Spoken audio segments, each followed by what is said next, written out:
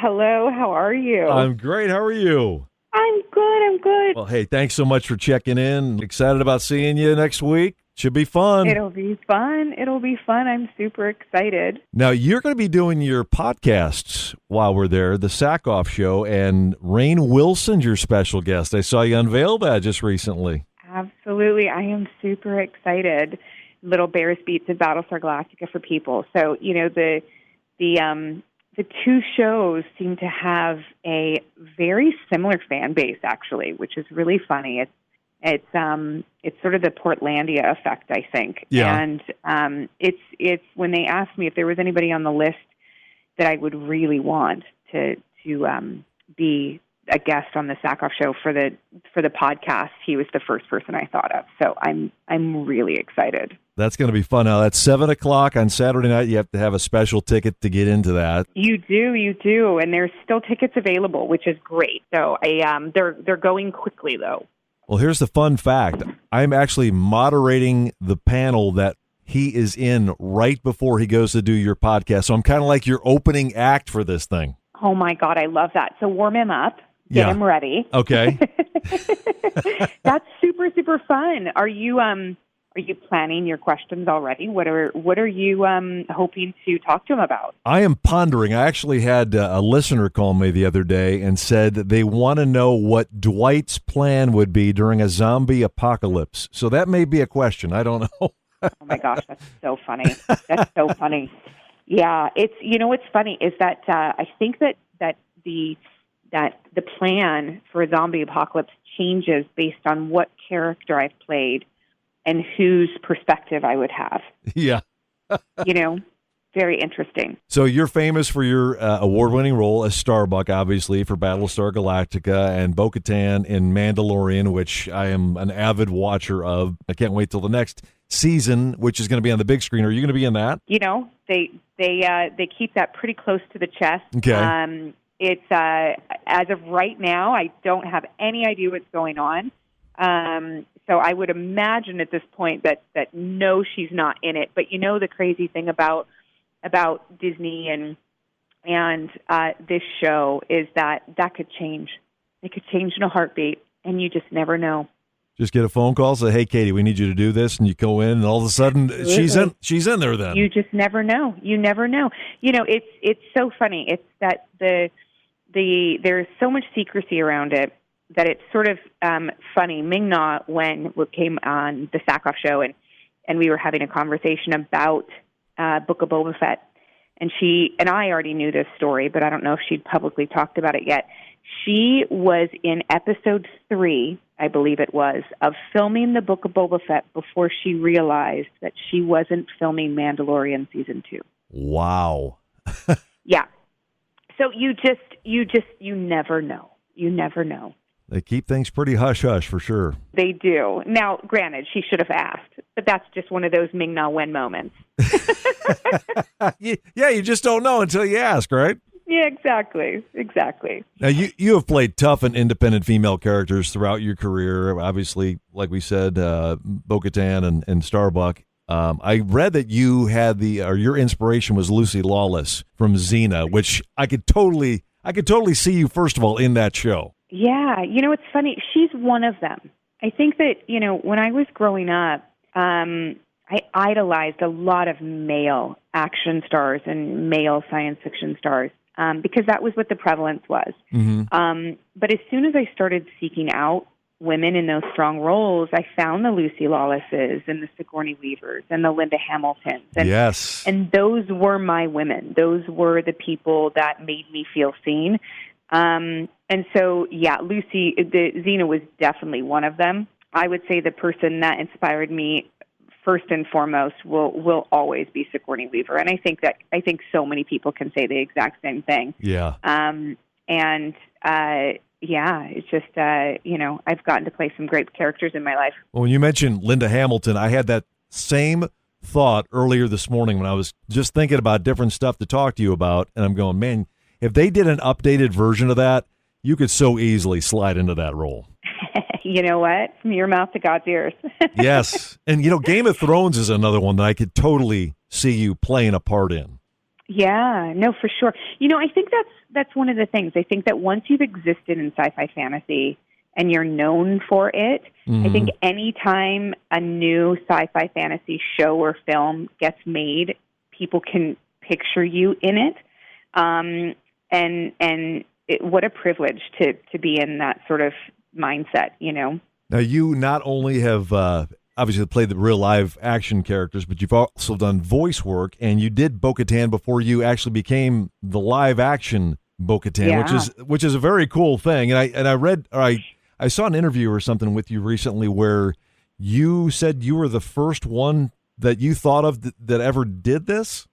It had never been done before. That's crazy. It had never been done before. Yeah. It's for so long, it was very much a different medium.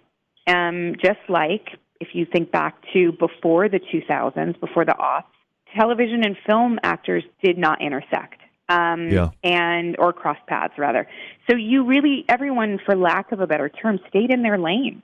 And I think what that was lack of imagination. And lack of imagination by the people hiring is what I mean.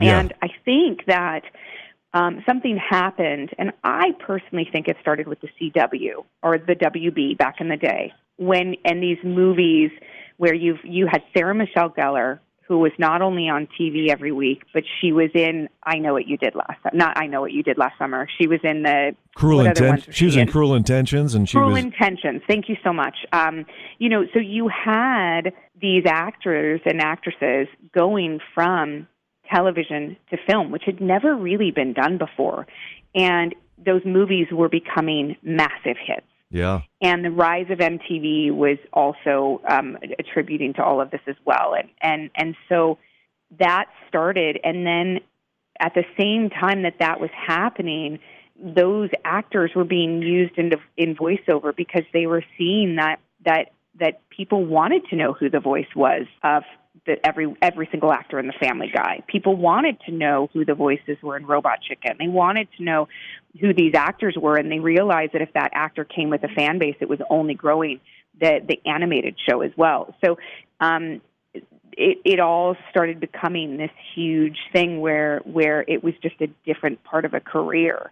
But for voice to live action, I believe they said, and the research was that Bo-Katan was the first character to exist in animation first and then go to live action. Wow, that's quite a little accolade that you can have for your whole career. Nobody's ever done it. It's pretty cool. Yeah. Well, it's been done a ton now, so. But you were the first. That's all that matters. Yeah. Is there a character in history that you would love to have done the voice for? Oh God. Anyone you just sit back and go, oh man, that'd have been cool if I was the voice of that character. There's so many. There's so many, but nothing comes to mind right now. Nothing comes to mind right now. There's always great voiceover work in really cool movies. So I'm sure that if I were to think of back to the 80s, there would, my mind would go, wow, that was cool. What about a famous movie character? Is there somebody you wish you could have been? No, not that I can think of. It just always seems to motivate me when I see a portrayal of a character that I really love. I haven't really thought about what I would like to go back and sort of, if I could do it again. To be honest, haven't thought about that, actually. That's a tough question. Well, you're going to sit back and ponder that so you can, when you come to Comic-Con next week, you'll have an answer for it. Exactly. Now I'm going to be dreaming of that. Speaking of dreaming, you led me right into the next thing I was going to talk to you about. Was there you go. Your cameo on Big Bang Theory was one of the funniest things I'd ever seen with Howard, and all of a sudden, bam, Starbuck is there, and then George Takei is there. That was, there had to be some funny stuff going on behind the scenes when you guys were filming that. Oh my gosh, that show, there's always funny things going on. If there's a nice camaraderie between the cast of a show, a pre-existing camaraderie, they always are really welcoming when you come in and do a guest star like that. And that was really fun. You know, you've got George Takei, who is just absolutely an icon, and so to work with him was a dream come true.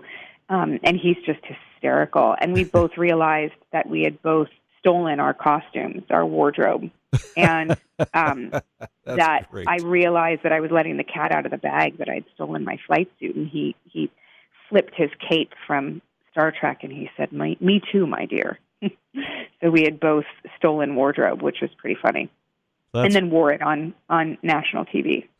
Hey, guess what? Here's what I have, and you're not getting it back. Never. So, getting back to Howard having this fantasy about Starbuck being with him and everything. When you were single, who would have been or was your character fantasy? Oh my Lord! Oh my God! Even that's tough. Nobody? Oh my gosh! Oh my God! I don't know if I've ever thought of that crazy stuff. I mean, I'm sure I have. Just some character you had a crush on, not necessarily the actor, or maybe it was just the actor. Oh, my God. Isn't that funny that I can't think of that kind of stuff? I don't even know. I can't think of anyone. Isn't that crazy? I've stumped you twice in one interview, Katee. Yeah. Isn't that crazy? I can't even think of anyone. I think the thing that attracts me the most are brilliant performances. Mm-hmm. And I think that that's something that really moves me. And so all you have to do is look to some of the best performances in my lifetime. And that's usually someone that I had a crush on at some point. Is there one you can think of off the top of your head that when you think of the great performances? Everything Denzel Washington has ever done. Oh, amen. You know what I mean? Amen. Yeah, anything he's ever done. That man is just one of the most brilliant things about being an actor is being transported to a different perspective and a different life. Whether you're playing the character and experiencing that, or you're witnessing it, and he's just absolutely amazing. Just amazing. He is. Everything he's done, I've absolutely loved. He's definitely top 5 for me, for sure. Yeah, no, I agree. He's on the list of people that I would just die to work with. And Gary Oldman, Mm-hmm. And watching him in Dracula, I think, was one of the first times that I was like attracted to a bad character, because the performance was so good, and just such an amazing, phenomenal, gifted, committed actor. Well, see, you found something just in talking. There you go. I just want to touch on your the movie that's coming out in May, Fight or Flight. What can you tell us about this? Give us a little sneak peek. Oh my God, action-packed thrill ride. Yeah. From Go. It is absolutely. If you're an adrenaline junkie, you're going to love this movie. It goes so fast. You're going to sit your butt in the seats and go, "Wait, what just happened? It's over." It's like an adrenaline ride, like Bullet Train, but on a plane. Yeah, I get that feeling just from watching the 2-minute trailer going, what the heck is going on here? It's crazy. Yeah, absolutely. It's a super, super fun thrill ride. So, and really excited to be a part of it. And Josh is extraordinary in the movie, and Jim Madigan, the director, did a phenomenal job. So really cool. All right, May 9th, Fight or Flight is the name of it. And real quick, I know we're running short on time here. I don't want to keep you forever, but I wanted to play a little game with you based on your character, Bo-Katan. Okay, I came up with famous people named Bo. Okay? Oh, got and it. You try to guess who they are. All right? Okay. He played both baseball and football, and the phrase Bo knows was because of him. Well, I mean, I know who Bo is, but I can't remember his last name. Bo, oh my God. It's a very common name. I don't remember Bo's last name. I want to say Griffin, but that's not it. Oh my God, all I remember is just Bo knows, and he was a baseball player. Baseball and football. Last name starts with a J? No. Bo Jackson. Oh, that's right. Bo Jackson, yeah. All right. Yeah. He was not a big baseball fan, by the way. No, I saw you're a Seahawk fan, though, right? Yeah, but baseball is like my least favorite sport. Why is baseball your least favorite sport? It's the most boring game in the world. I knew you were going to say that. Yeah. I would rather watch golf. Oh, whoa. Okay. Well, Yeah. let's get Yeah. through. I get it. I get why people love it, but I can't. All right. Yeah. He was one half of a cousin duo that drove the General Lee in Hazard County. Oh, in Dukes of Hazzard? Yeah. I just put them together, and you got it. mean, it's Luke and it was Luke and Bo, right? Yeah. Bo and Luke, Duke. Yes, there you go. You just had to work that one out. I had to work it back in my head. All right. I had to think of it. All right. And lastly, actress famous for her biggest movie role in 10. The movie 10? The movie 10. It was like late 70s, I think. And she wore Oh yeah, Bo Garrett. close. No, Bo Garrett is a girlfriend of mine. Bo Bo was married. God, she was married to a friend of mine. What is her name? Bo. Oh my God, I should know this. I'm literally picturing her with her braids walking onto the beach. The cornrows running. Yeah. You know the person. Bo. Oh my God. Her last name is a guy's first name. Oh my God, what is her name? This is mom brain for you right here. Okay. FYI. Well, I know that you're not a baseball fan, but you know who Jeter is, right? From the Yankees? Yeah, of course. What's his first name? Derek. Oh yeah, Bo Derek. There you go. Yes. That's right. Yeah, no, I should have known that. Bo Garrett is a very good friend of mine, and just to plug her new show, she's in Taylor Sheridan's new show, and I'm so excited for her.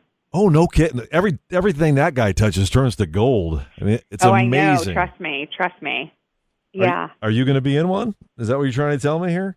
I'd love to. You never know. All right. You never know. We will be watching. And as I let you go here, Katee, I know one of the most famous words used in Battlestar Galactica is frack, which, of course, is in place of the Big Daddy word of them all.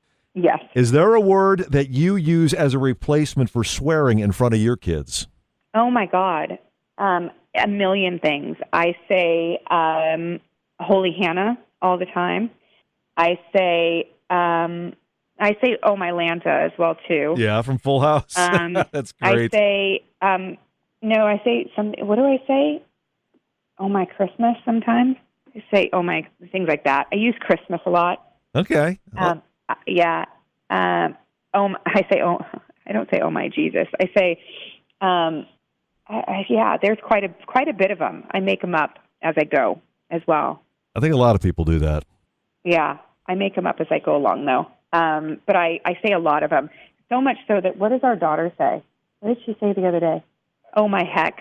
Oh, my, she says friggin' all the time. I'm so friggin' close, Mom. And she's 3. Oh, that's great. So I'm sure we say friggin' a lot. Well, hey, thank you so much for your time. I really appreciate you calling in, and hopefully I'll see you out there at some point next weekend. Absolutely. Yeah, and good luck warming rain up for me. That'll be awesome. I'm super excited about that. That's great. Podcasts by Federated Media.